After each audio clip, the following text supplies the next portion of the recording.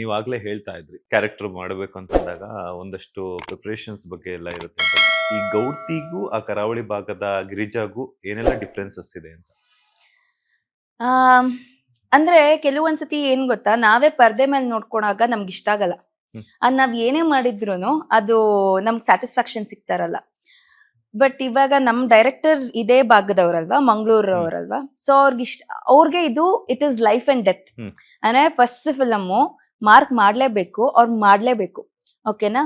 So ಅವರು ನನ್ ಬಗ್ಗೆ ಮಾತ್ರ ಯೋಚನೆ ಮಾಡಲ್ಲ, ಅವ್ರಿಗೆ ಅವ್ರ ಕೂಸೆ ಆ ಫಿಲಮ್. ಸೊ ಅಲ್ಲಿ ಬರೀ ನನ್ ಬಗ್ಗೆ ಯೋಚನೆ ಮಾಡಿದ್ರೆ I don't know, like if I didn't fit the bill, you would have set first 2 days ಆದ್ಮೇಲೆ ಇಲ್ಲ ಮೇಡಮ್ ನಾವು ಬೇರೆಯವ್ರನ್ನ ನೋಡ್ತೀವಿ ಅಂತ ಹೇಳಿರೋರು. ಸೊ ಅವರೇ ಆ ಕಾನ್ಫಿಡೆನ್ಸ್ ಇದ್ದಾಗ ನಾನು ಬರೀ ಆಕ್ಟ್ ಮಾಡ್ಬೇಕು. ಸೊ ನಾನು ಬರೀ ಅದ್ರ ಬಗ್ಗೆ ಮಾತ್ರ ಯೋಚನೆ ಮಾಡಿದೆ. ಸೊ ಅಲ್ಲಿ ಗೌಟಿ ಬರ್ಲಿಲ್ಲ, ಅಲ್ಲಿ ಯಾರು ಬರ್ಲಿಲ್ಲ, ಅಲ್ಲಿ ಬರೀ ಗಿರಿಜಾ, ಆ ಗಿರಿಜನ್ ಮಗು, ಅವನ ಹೆಸರು ಸೋನು. ಸೊ ಅದಾದ್ಮೇಲೆ ರಾಧಾ ಮ್ಯಾಮ್ ಇದ್ರು, ಪ್ರಕಾಶ್ ಸರ್ ಇದ್ರು. ಸೊ ಅದ್ರ ಮಾತ್ರ ಯೋಚನೆ ಮಾಡ್ತಾ ಇದ್ದೆ. ಸೊ ಅಲ್ಲಿ ಬೇರೆದ್ ಯಾವ್ದು ನಂಗೆ ಕಾಣಿಸ್ತಾ ಇರ್ಲಿಲ್ಲ. ಏನಕ್ಕಂದ್ರೆ ಅವ್ರಿಗೆ ಕಾನ್ಫಿಡೆನ್ಸ್ ಇದ್ದಾಗ ನಾನೇನಕ್ಕೆ ಡೌಟ್ ನನ್ ತಲೆಗೆ ಹಾಕೊಳ್ಳಿ ಅಂತ I did not think about it.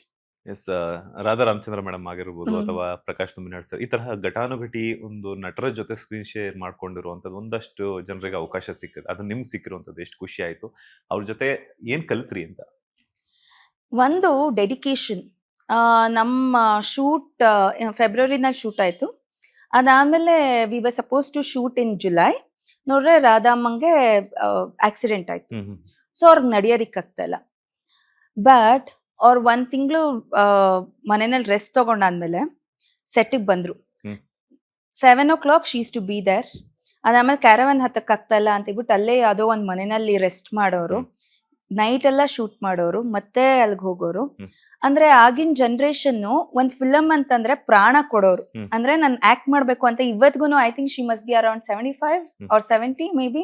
ಅಂದ್ರೆ ಇವತ್ಗುನು ಆ ಪ್ಯಾಷನ್, ಆ ಒಂದ್ ನಾನ್ ಡೆಡಿಕೇಟೆಡ್ ಆಗಿ ನಾನ್ ಮಾಡ್ಬೇಕು ಅನ್ನೋದಿದ್ಯಲ್ವಾ, ಒಂದ್ ಪಾಯಿಂಟ್ ಆಫ್ ಟೈಮ್ ಎಲ್ಲಾರ್ಗು ಎಕ್ಸಾಸ್ಟ್ ಆಗೋಗಿರುತ್ತೆ, ಏನ್ ಬರೀ ಇದೇ ಮಾಡ್ಕೊಂಡಿದೀವಿ ಅಂತ. ಬಟ್ ಅವ್ರು ಇವತ್ಗೂ ನೀವ್ ಕರೀರಿ ಬೇಕಾರೆ ಅವ್ರು ಬಂದು ಇದ್ ಬೇಕಾರೆ ಪ್ರಮೋಷನ್ ಮಾಡ್ಕೊಡ್ತಾರೆ. ಅಷ್ಟು she is like so dedicated towards art.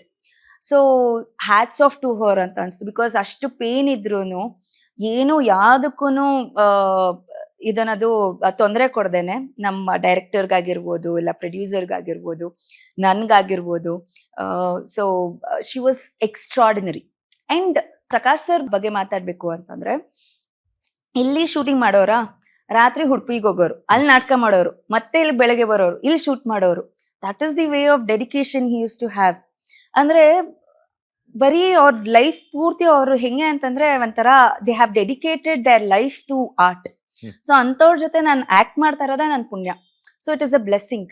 So ಇಲ್ಲೂ ಟೈಮ್ ಮ್ಯಾನೇಜ್ಮೆಂಟ್ ಮಾಡ್ಕೊಂಡು, ಇಲ್ಲೂ ಸೆಟ್ ಅವ್ರಿಗೆ ಯಾರಿಗೂ ಪ್ರಾಬ್ಲಮ್ ಆಗ್ದೇನೆ, ಮತ್ತೆ ನಾಟಕದವ್ರಿಗೆ ಈಸಿ ಆಗಲ್ಲ ಹೇಳ್ಬೋದಲ್ವಾ, ಈ ದೊಡ್ಡ ಬಜೆಟ್ ಅದು ನಾನು ಆರಾಮಾಗಿ ನಾನು ಮಾಡಲ್ಲ ಅಂತ ಹೇಳ್ಬೋದಲ್ವಾ. It is very easy to say no, but he did not do that. It is a commitment. I have to go there. That is my route. So ಅಲ್ಲಿಗೆ ಹೋದ್ರಲ್ವಾ, that was one thing which was like, wow, ಇಂಥವ್ರ ಮಧ್ಯ ನಾನು shoot ಮಾಡ್ತಾ ಇದೀನಿ ಅಂತ. ಅದನ್ನೇ ನಾನು ಅಲ್ಲಿ ಕ್ಯಾರವನ್ ಅಲ್ಲಿ ಕುತ್ಕೊಂಡಾಗ ಬೇಡ ಬೇಡ ಬೇಡ ಅಂತ ಅನ್ಸ್ತಾ ಇತ್ತು. ಇವ್ರುಗಳೆಲ್ಲ ನೋಡಾದ್ಮೇಲೆ ಬೇಕು ಈ ಕ್ಯಾರೆಕ್ಟರ್ ಬೇಕು ನನಗೆ ಅಂತ ಅನ್ಸೋದು. So that was the whole thing. ಸಾಮಾನ್ಯವಾಗಿ ಎಕ್ಸ್ಪೀರಿಯನ್ಸ್ಡ್ ಆಕ್ಟರ್ಸ್ ಹೊಸ ನಿರ್ದೇಶಕನ ಅಂಡರ್ ಅಲ್ಲಿ ಕೆಲಸ ಮಾಡಬೇಕು ಅಂದಾಗ ಒಂದು ಯೋಚನೆ ಮಾಡ್ತಾರೆ, ಹೆಂಗಪ್ಪ ಅವ್ರ ಕೆಲಸ ನಮ್ಗೆ ಗೊತ್ತಿರಲ್ಲ ಏನು ಹೆಂಗೆ ಅಂತ. ಸೊ ಡೈರೆಕ್ಟ್ ಅಪ್ರೋಚ್ ಮಾಡಿದಾಗ ಹೊಸಬ ಅಂತ ಗೊತ್ತಾದಾಗ ಹೆಂಗಿತ್ತು ನಿಮ್ಮ ಮೈಂಡ್ ಸೆಟ್ ಅಲ್ಲಿ, ಏನೆಲ್ಲ ಹೊಳಿತಾ ಇತ್ತು? ಆಕ್ಚುಲಿ ನಂಗೆ ಆ ತರದ್ ಏನೂ ಇರಲ್ಲ. ಬಿಕಾಸ್ ಒಂದ್ ಲುಕ್ಸ್ ಇಂದ ಆಗ್ಲಿ, ಇಲ್ಲ ಅಂದ್ರೆ ಮಾತಾಡೋದಾಗ್ಲಿ, ಅದರಿಂದ ಜಡ್ಜ್ ಮಾಡೋದು it is very very wrong. ಕೆಲವ್ರಿಗೆ ಹೇಳೋದಿಕ್ ಬರಲ್ಲ, ಬಟ್ ಕೆಲ್ಸದಲ್ಲಿ ಮಾಡಿ ತೋರಿಸ್ತಾರೆ. ಕೆಲವ್ರು ತುಂಬಾ ಹೇಳ್ತಾರೆ ಹಂಗಿರತ್ತೆ ಹಿಂಗಿರತ್ತೆ, ಬಟ್ ಏನೂ ಇರಲ್ಲ. So it is very very difficult. So you should just give them some time and you should understand, ನನ್ಗೆ ಈ ಸ್ಪೇಸ್, ಈ ಮೈಂಡ್ ಸೆಟ್ ಅವ್ರ ಜೊತೆ ವರ್ಕ್ ಮಾಡೋದಿಕ್ ಆಗತ್ತಾ ಇಲ್ವಾ ಅಂತ. ಸೊ ಆಗತ್ತೆ ಅಂತ ಅಂದಾಗ you should give your 100% dedication. ಅದಾದ್ಮೇಲೆ ಅದು ವರ್ಕೌಟ್ ಆಗ್ಲಿಲ್ಲ ಅಂದ್ರೆ it is not in my hand, because I have given my best. So ನಾನು ಆ ತರ ಯಾವತ್ತೂ ದೊಡ್ಡವರು ಚಿಕ್ಕವರು, ಇಲ್ಲ ಅಂದ್ರೆ ಹೊಸಬ್ರು ಜೊತೆ, ಇಲ್ಲ ಅಂದ್ರೆ ಇವ್ರ ಜೊತೆನೆ ವರ್ಕ್ ಮಾಡ್ಬೇಕು ಅನ್ನೋದೇನಿಲ್ಲ. ಮಾಡಿದಾಗ ಆರಾಮಾಗಿ ಖುಷಿಯಾಗಿ ಮಾಡ್ತೀನಿ ಅಷ್ಟೇ. ಲೇಟೆಸ್ಟ್ ಹಾಗೂ ಇಂಟ್ರೆಸ್ಟಿಂಗ್ ಸುದ್ದಿಗಳಿಗಾಗಿ ಬಾಸ್ ಟಿವಿ ಕನ್ನಡ ಚಾನೆಲ್ನ ಸಬ್ಸ್ಕ್ರೈಬ್ ಮಾಡಿ. ಹಾಗೆಯೇ ಬೆಲ್ ಐಕಾನ್ ಪ್ರೆಸ್ ಮಾಡಿ. ಇದರ ಜೊತೆಗೆ ಫೇಸ್ಬುಕ್, ಇನ್ಸ್ಟಾಗ್ರಾಮ್, ಎಕ್ಸ್ ನಲ್ಲೂ ಮಿಸ್ ಮಾಡದೆ ಫಾಲೋ ಮಾಡಿ.